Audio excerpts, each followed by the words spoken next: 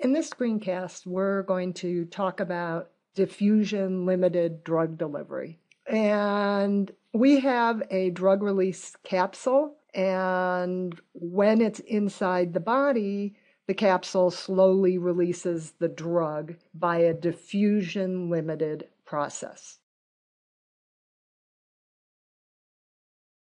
Any diffusion-limited process uses a combination of the continuity equation and Fick's law. So our plan is going to be, number one, simplify this continuity equation, and we're going to simplify it in its differential form.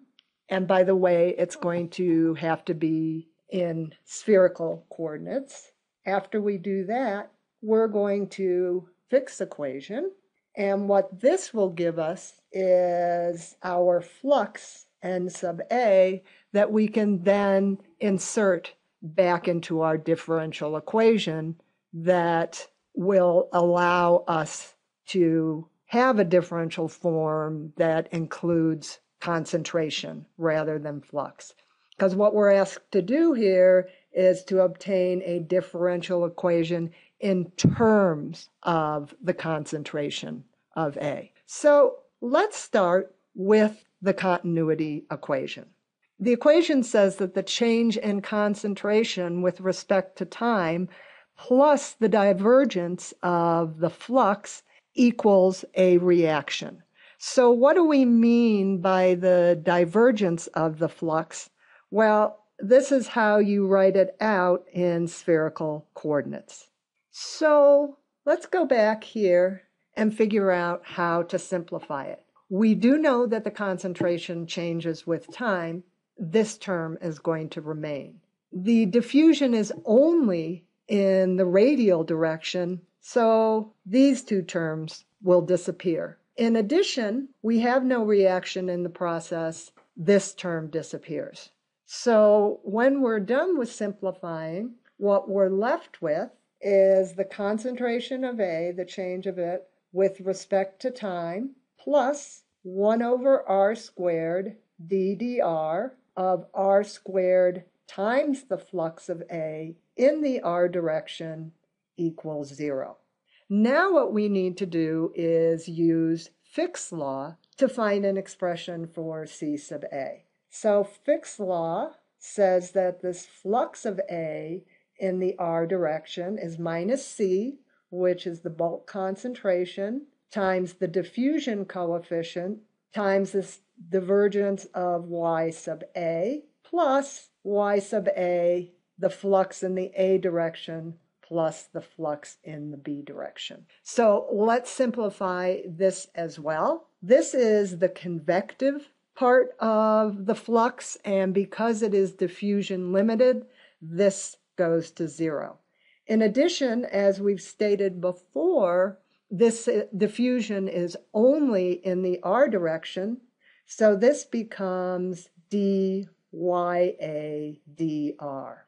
Finally, we need to write this in terms of concentration. We're going to substitute for the mole fraction of A the definition, which is the concentration of A over the total concentration. So now we have that this dya dr equals 1 over C dC sub A dr. And if you notice here and here, those will cancel out, and we are left with n of A in the r direction equals minus this diffusion coefficient dCA dr. Now let's put this expression into our continuity equation. So dCA dt minus, here's our diffusion coefficient, divided by r squared, d dr r squared times the change in concentration of A with respect to r, and this all equals 0. Now let's say we wanted to solve this for a particular situation. some concentration, some percentage of a concentration. Then we would need conditions. And since we have one time derivative and we have two radial derivatives, we're going to need an initial condition and two boundary conditions. So let's start with the initial condition. And that says that at t equals 0 for all r, so throughout the entire bead, the concentration is just that initial concentration. So now we'll look at the boundary conditions. And the first one says, at any t greater than 0, at r equals big R, C sub A equals 0. So let's go back and see how we got that. And that comes from the problem statement that says right here, the drug is immediately swept away once it reached the surface of the bead, so the surface concentration is essentially 0. And finally, the last boundary condition, t greater than 0, at r equals 0, or in the center, by symmetry, dCA dr equals 0. So you would use these conditions here to solve for this differential equation.